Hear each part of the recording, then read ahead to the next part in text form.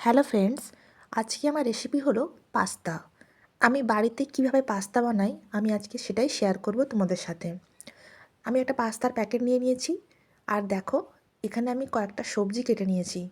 তো সবজিগুলোর মধ্যে আছে পেঁয়াজ, শসা, গাজর, বিনস, শাঁই পেঁয়াজ, আর নিয়েছি পাস্তা মশলা। চলো এবার আমি কড়া নিয়ে নিলাম। কড়াই আমি পাস্তাগুলো ঢেলে নিচ্ছি। পরিমাণ মতন পাস্তা নেওয়ার পর আমি জল নিয়ে নেব। প্রথমে আমি পাস্তাগুলো সেদ্ধ করে নেব। অল্প পরিমাণে একটু তেল নিয়ে নিলাম, আর দেব পরিমাণ মতন লবণ। এবারে ঢাকা দিয়ে দেবো সেদ্ধ হওয়ার জন্য। এরপর আমি আরেক দিকে কড়া নিয়ে নিয়েছি, সেখানে তেল নিয়ে নিলাম। তেল গরম হলে যে সবজিগুলো আমি কেটে রেখেছিলাম সেগুলো আমি ছেড়ে দেব।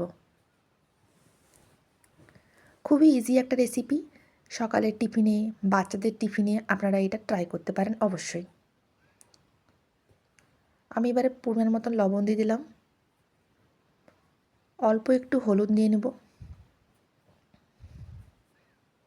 এরপর ভালোভাবে একটু নেড়ে নেব।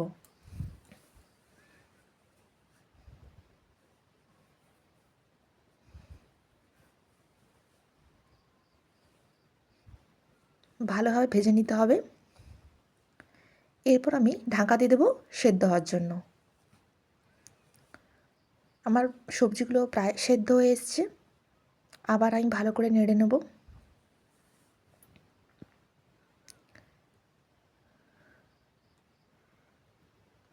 এরপর আমি পাস্তা মশলাটা দিয়ে দেব।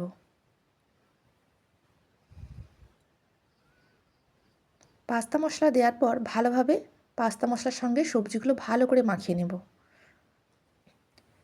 এরপর দেব আমি অল্প পরিমাণে টমেটো কেচাপ।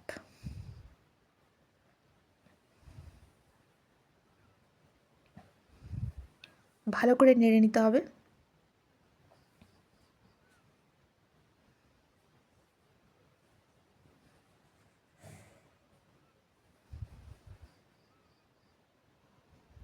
টমেটো কেচাপটা তোমরা তোমাদের পরিমাণ মতন নিবে, যে যেমন পছন্দ করো। এরপর আমি সবজিগুলো এক সাইড করে নিয়ে কড়ার এক সাইডে একটু তেল নিয়ে নিলাম। একটা ডিম আমি ফাটিয়ে নেব।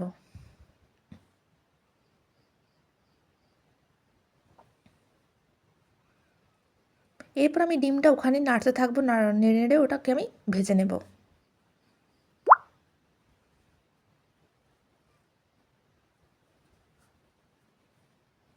ডিমের সঙ্গে আমি সবজিগুলো ভালো করে মাখিয়ে নেব। এরপর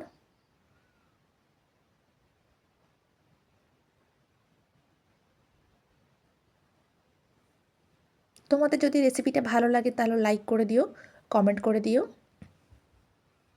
আমি তো বাড়িতেই এইভাবেই পাস্তা বানিয়ে থাকি।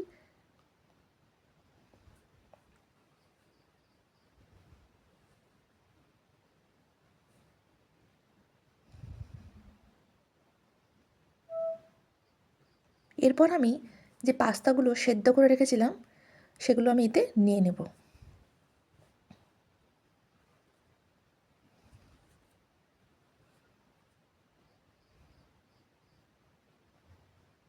ভালো করে মশলার সঙ্গে আমি পাস্তাটা ভালো করে মাখিয়ে নেব।